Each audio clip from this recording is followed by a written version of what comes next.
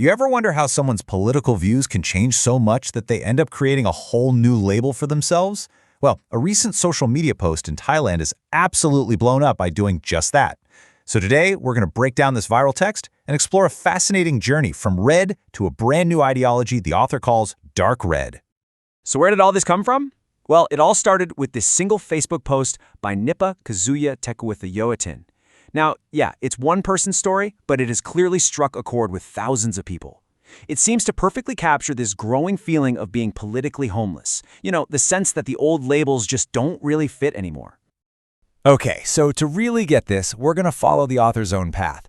We'll start with their original political stance, then dive deep into why they became so disillusioned with the Orange movement.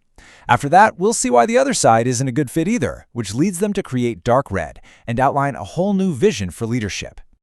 All right, let's start at the beginning. The author originally identified with the Red Movement. Now, this was a movement really built around the idea of electoral democracy. For them, the belief was super simple. Power should come from the people's vote, from the ballot box, not from coups or anything else. But then, things started to shift.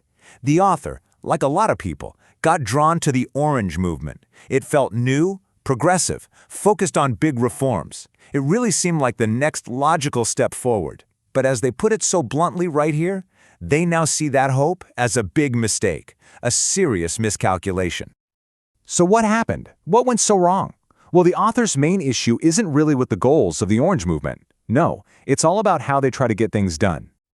On one hand, you had the promise, right? The Orange movement was all about hope and progressive politics. But what the author argues they actually got was something totally different. A political strategy that's all about stirring up emotions, which they believe ends up making Parliament, the very system they're trying to fix, weaker in the long run. Look, according to the author, this kind of politics might look great online. It definitely wins you points on social media. But in the real world, it's a different story. By focusing on catchy rhetoric, painting everything as a simple battle of good versus evil, and putting pressure on every institution, they believe it actually guts the very heart of democracy, a parliament that works and that people respect. Okay, now the author gets into a really interesting point. They address a stereotype that gets thrown around a lot, that people who don't support the Orange movement are just, old and poor. And their response is kind of brilliant in its simplicity. They just say, "We don't argue." And boom, that's the punchline. This is the whole point the author is making.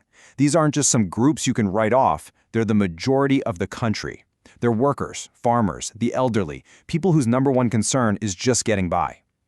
The author says their votes are decided by policies that put food on the table, not by lofty ideals being debated online.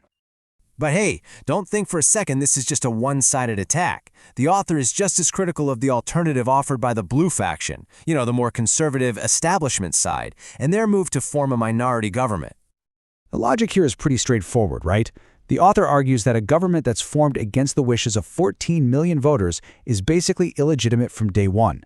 Because it doesn't need a majority to stay on power, it doesn't really have to answer to anyone, it doesn't have to fear the people, and when things go wrong, there's no real accountability. So, if both the Orange Movement's tactics and the Blue faction's government are out, what's left? Well, this is where the author stops just critiquing and actually proposes something new. They call it Dark Red. So, what is Dark Red? Well, it's all about being pragmatic and focusing on the system. Instead of trying to tear everything down, it's about making the existing structures work better. The core principles are simple. Power has to come from a majority in Parliament, which forces the government to be accountable. The goal is to make Parliament the real center of power again. And maybe the most important idea is what the author calls a democracy you can eat, meaning you vote for parties based on real policies that will actually make your life better. And all of this leads us to the final piece of the puzzle. Okay, so we have this new dark red ideology, but what kind of leader does it take to actually pull this off? According to the author, the ideal leader isn't the one yelling the loudest. It's someone who is just stable, thoughtful, a leader who is steady enough to ignore the constant noise and emotional drama of social media and the 24-hour news cycle. In today's world, it feels like politics is all about who can be the most provocative, who can get the most clicks. But the author argues that the single most valuable thing in a leader is actually the exact opposite. Someone who is committed to their principles over their public image and who chooses to respond with calm reason instead of just adding more fuel to the fire. And that's really the question the author leaves us with, isn't it?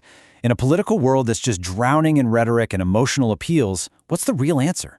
Is it a leader who rallies us with passion and inspiration, or is it one who governs with quiet, deliberate reason? It's a huge question, and it's one that goes way beyond just Thailand. Honestly, it's something every democracy is trying to figure out right now.